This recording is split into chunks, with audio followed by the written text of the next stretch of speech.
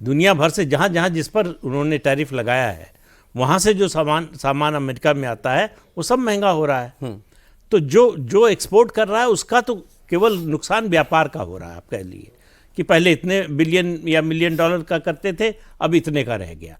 भारत ने उसका तरीका खोजा कि नए बाजार खोज लिए, तो इस 50% टैरिफ के बाद हमारा एक्सपोर्ट बढ़ गया है। तो एक तरह से हमको ट्रंप का धन्यवाद करना चाहिए कि जगा दिया, हमको नए उपाय सोचने पर जो है एक तरह से कहिए मजबूर कर दिया, या जो अच्छा हुआ हमारे लिए। और पूरी दुनिया ने देखा कि भारत के प्रधानमंत्री झुके नहीं। इस समय दुनिया में एक ही नेता है जिसका नाम नरेंद्र मोदी है, जो दुनिया के किसी देश के राष्ट्राध्यक्ष या शासनाध्यक्ष से बात कर सकता है और उसकी बात सुनी जाएगी। मानी जाएगी नहीं मानी जाएगी वो अलग बात है, लेकिन सुनेंगे सब। और सबकी नज़र इंडिया की तरफ है कि भाई आप झुके नहीं। इतना दबाव था, भारत से ज़्यादा दबाव शायद ही किसी पर रहा हो।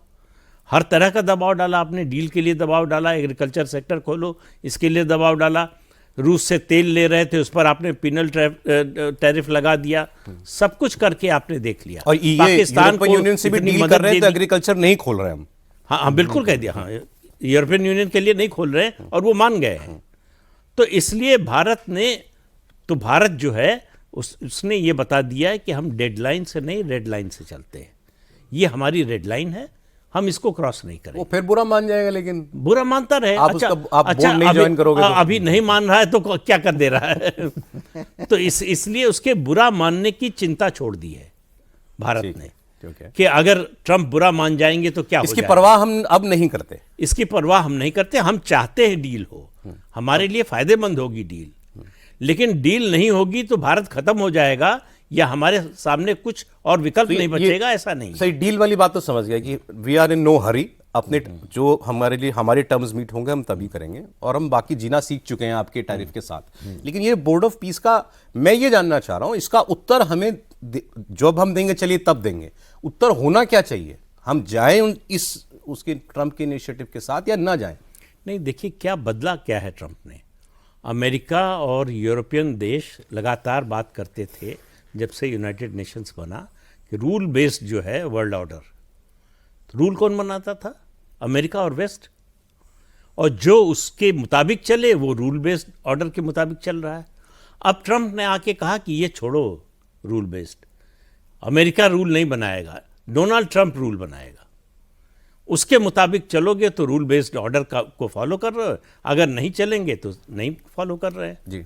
तो अपने को दुनिया का सम्राट समझने लगे कि उनको लग रहा है कि अब सारी दुनिया हमारी मुट्ठी में है, हमारे मुताबिक चलना चाहिए, दुनिया में हम जिसको जो कहें वो करना चाहिए।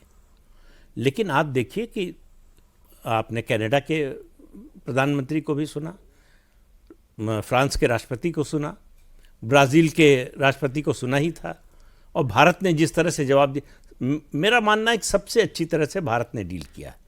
ऐसा है कि बुली जो है उसकी हर बात का आप जवाब देंगे तो ट्रैप में फंस जाएंगे। ओके। तो उसको प्रोवोक करते रहिए। आपकी चुप्पी जो है उसको और ज्यादा चिढ़ाती है। तो यही बजाय कि हम कुछ कहें अमेरिका पूछे भाई आप क्या करने वाले हैं, पहले वो बोले। हाँ ओके ठीक है सर। बिल्कुल मैं इसी चीज़ से सहमत हूँ कि सबसे बड़ी बात यह है कि अभी जो ये बोर्ड ऑफ पीस की आपने सबसे पहला सवाल पूछा, मेरे विचार से भारत को हम अभी सोच रहे हैं इसी पे चलते रहना चाहिए कि हम एनालाइज कर रहे हैं। मेरे विचार से यही हमारा स्टांस होना चाहिए, क्योंकि और इनडायरेक्टली हम उनको ये बता सकते हैं कि भैया ड्रिल हमारे हिसाब से साइन करो, साइन करोगे तो हम सोचेंगे, साइन नहीं करोगे तो हम सोचेंगे भी नहीं।